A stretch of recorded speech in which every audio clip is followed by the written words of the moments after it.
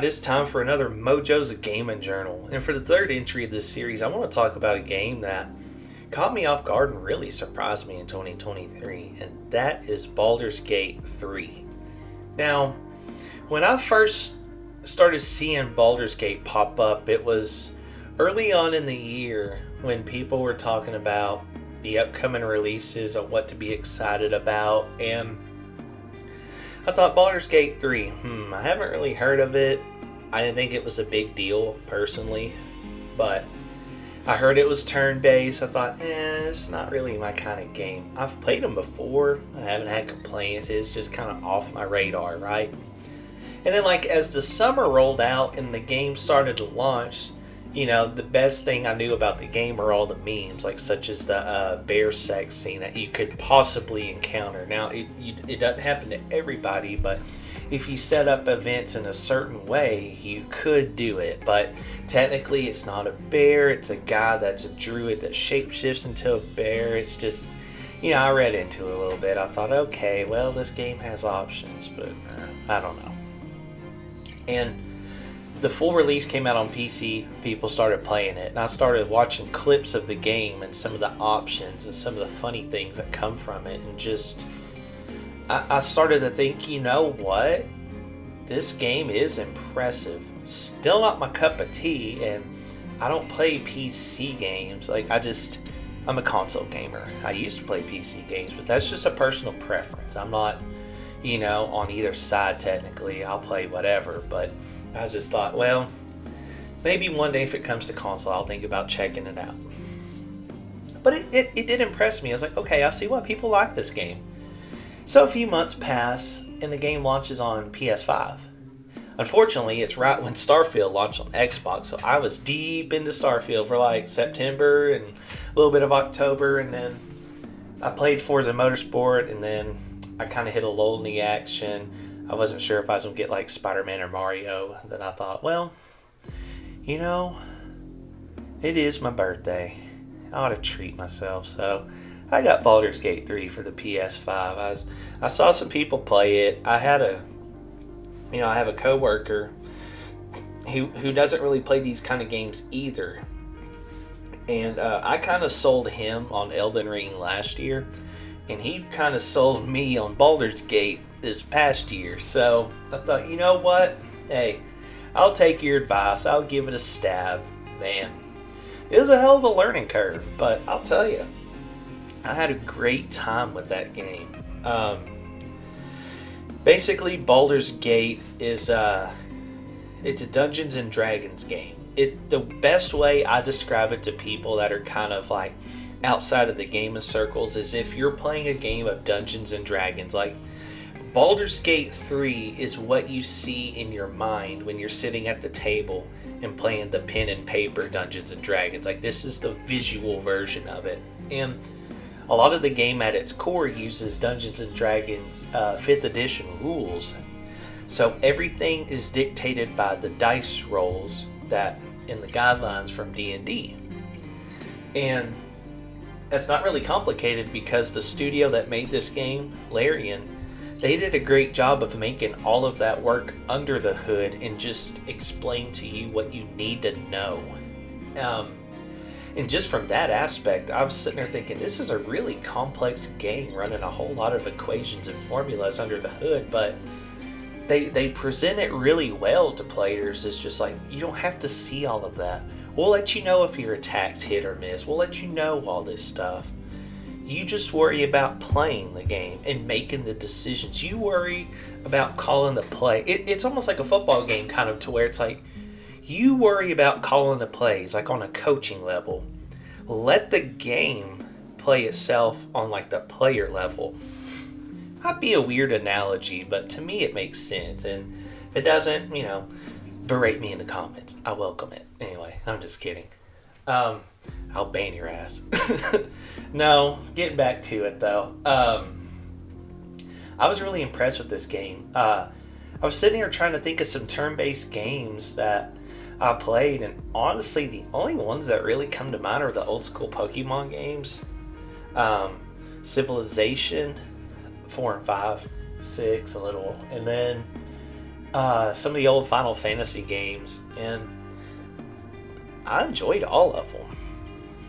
It's just this was kind of like a weird hybrid of like, and what helped with Baldur's Gate is it had a lot of the exploration that comes with the game, like Diablo 3 or 4. The fact that you can control your character, move it around, openly explore the world. It just, I'll tell you, I was really impressed with the world design on the game. I thought they did incredible. The game's divided into 3 acts. Each act takes place on a whole different area. And just each one, like, you could tell a lot of love went into it. They really rewarded the players that explored everywhere, went and explored every nook and cranny. And I was watching another player play this game recently, and he's still on Act 1, over 50 hours in the game. I'm sitting there looking at his feed like, oh my god, I missed out on so much of this game. And the good thing, I think, one of the aspects that makes a game like Baldur's Gate 3 stand out is, can you come back to it and play it a completely different way? And Lord, yes, you can. This game, you can play it all sorts of different ways. That's why like a game like Elden Ring really stands out to me. But with Baldur's Gate 3, the main theme of this game is player choice. There is just so much you can do with this game. And there are so many ways events can unfold. There are just... And it's not just an A and B type of scenario. Like this was even beyond Fallout New Vegas in just multi-layers of branching decisions that just really convinced me that I need to play this game again, like another time, doing stuff completely different than the first time. You could be a total asshole in this game. You could be sweet. Like, I'll just go over some of the choices you can make in Act 1 because it's very early in the game and it's not really getting into like the meat and potatoes of like the main story. So, you know, with Act 1, you're at a place called Emerald Grove. There's an issue between this faction of red people called the Tieflings and the Druids that occupy Emerald Grove. The Tieflings are basically migrants. You can kind of tie this together to like the migrant issues countries like the US face. And they're occupying this Emerald Grove. The Druids, you know, begrudgingly are letting them stay for a bit, but they don't want it to be permanent. And the Tieflings are getting more and more comfortable with the area. So, one of the big decisions you can make in that act is to side with the Tieflings or side with the Druids. And then another decision is you could side with neither and kill everybody. You could. But, you know, a lot of those you don't need to do until like you're really comfortable with the game. Later on, there's a goblin village you run into that directly ties to all of this. And how do you treat the goblins? How do you play it? You can sit there and pose as a guy that's on their side. You can sit there and just wreck shop. One example that even comes from there is that when I first went to the Goblin Village, there are so many goblins on the outside. I went in there, I did the story stuff, I come back out, I have to fight every single one of them. And I was telling my friend, I was like, man, these goblins are just kicking my ass. I had to do that fight 2 or 3 times. He said, well, did you poison the cauldron where they're all eating from? I'm like, no. You can do that? Yeah. And sure enough, I loaded up a different save I had, and I was like, yeah, I'm gonna try this just to see. Sure enough, they all dropped dead. Didn't have to worry about them. It really rewards creativity, but it doesn't overtly point you that way. It wants to see if you think of this kind of stuff, but if you do, it rewards you. It's amazing in that regard. And not to mention like the dialogue, the story, just every character I encountered felt important. Different degrees, of course, like your companions that stay in your camp I felt were the most important, but even a lot of the side characters were quite important. And I feel like, honestly, Baldur's Gate 3 needs to be a game like someone like Bethesda needs to use to take notes for when they do Elder Scrolls 6, because like the dialogue with the companions, the relationships you establish, the importance of major and minor characters, really lean into that. And the other thing you can lean into is the quest design, because every quest felt like it mattered to different degrees. They all had their own little story. They all had so many ways you could go about them with multiple decisions, and then they impact other quests in other ways. One of the big gripes I have about Starfield's there's a lot of fetch quests in there. Ubisoft games fall into this trap as well, and I felt like Baldur's Gate 3's quest markers did a good enough job guiding you to the general area and then letting you think a little bit. And it's like, okay, I know what I need to do is in this general area. Let me think and figure out the next steps. And if your character had certain stats like perception that are really high, it'll kind of point it out. It's like, hey, what's up with this button on the wall here? And it's neat. And it was so refreshing to see that, because most games just really stick to a common formula. For better terms, it's the Bethesda Ubisoft formula. It works, but Baldur's Gate 3 is like, no, let's take this another level. Now, the combat is going to be the very hit or miss thing, I feel like, with a lot of people. I feel like the turn-based aspect to it, the strategizing, the thinking, the game does a decent job as a tutorial, but even for me, it was a bit overwhelming knowing I had so many options. But eventually I decided to kind of turn my blinders off and stick to what works. I put it on Explorer mode, the easiest difficulty, just so I could get my feet wet with it. And I finally felt like in Act 2 I was finally comfortable with the game and the mechanics, and I knew enough like how to maneuver around the map when you fight enemies. But the beauty of it being turn-based is it's like the opposite of Elden Ring, to where you're not having to worry about people killing you, being quick on your feet.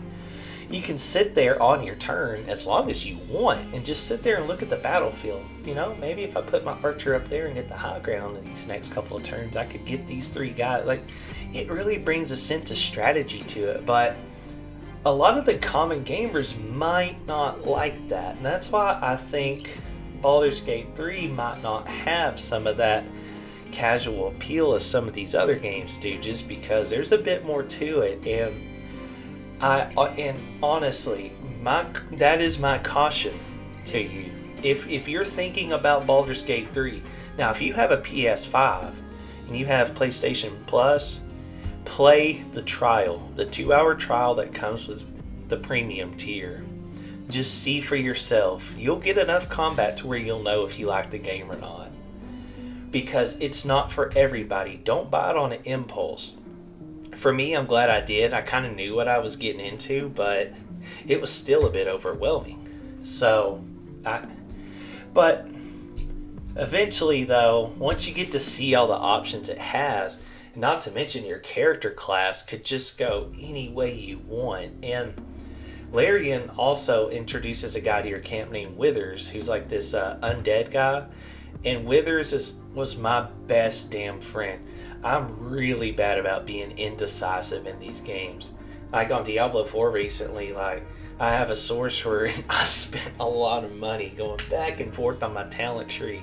I want to do lightning. No, I don't. I want to do frost. No, I don't. I want to do lightning. No, let's try fire. No, let's try everything. Forget that. Let's go back to lightning. Just so indecisive. And you know what?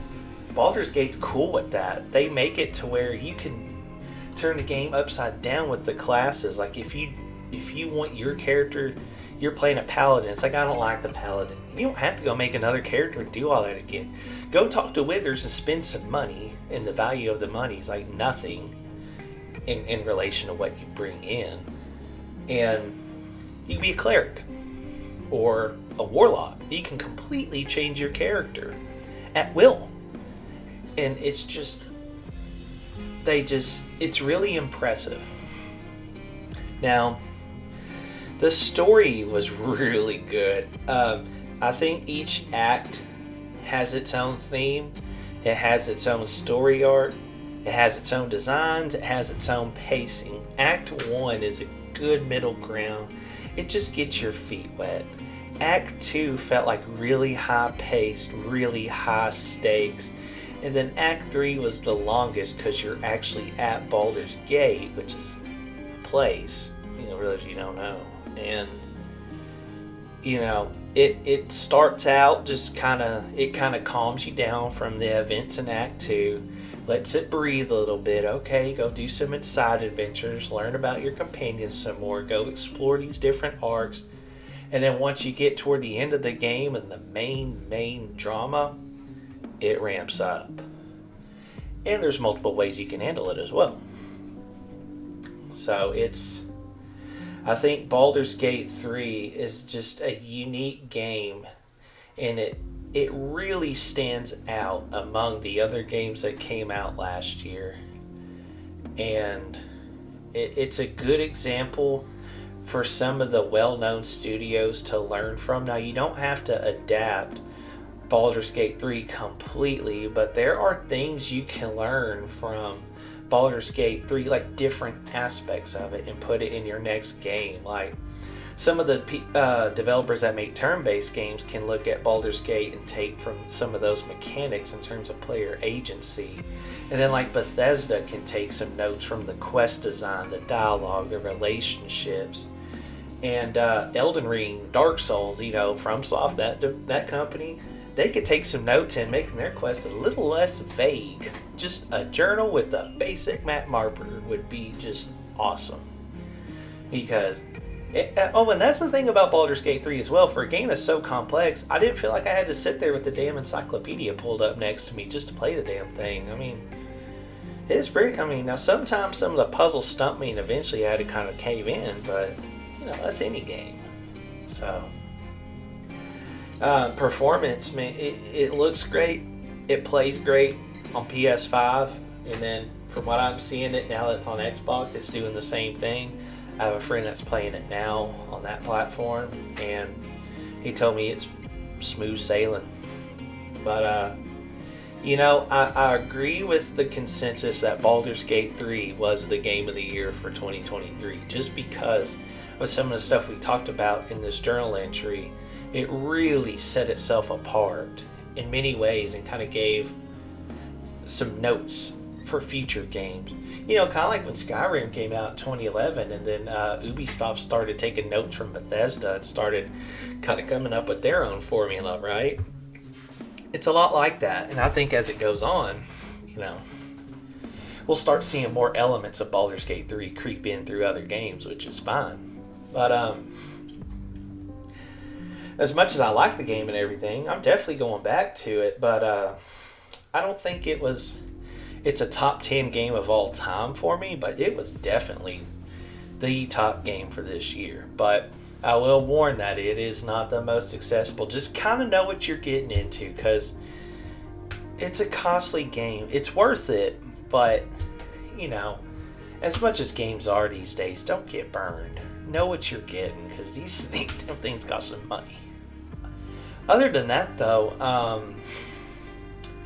another thing I wanted to point out about Baldur's Gate is that I like the fact that it's been out for a while, technically on PC, but kind of like in a game preview kind of state. And they made it better and better and better. And that's another formula maybe games can look at. It's this whole game preview thing. Like, if we're going to sit here and make these big, bold games and advertise the moon and back and release some of these unfinished states, why not just put it in a game preview state and just say, hey, this game isn't finished, but dip your toes in it, give us some feedback, help us make this damn game great. But the problem is that a lot of the studios that will probably do this will still nickel and dime you with microtransactions, and people are going to sit here and think, why are we going to do your work for you? Screw you. But yeah, Baldur's Gate 3 is a great game. Highly, highly, highly recommend it. I decided to do this game. This game doesn't really qualify as a 2024 game I played because I played it all in 23, but hey, it's just such a good game. I had to do a video of it since I'm back in the rhythm, right? So, anyway, hope you all enjoyed this gaming journal entry, and I'll talk to you next time. See ya.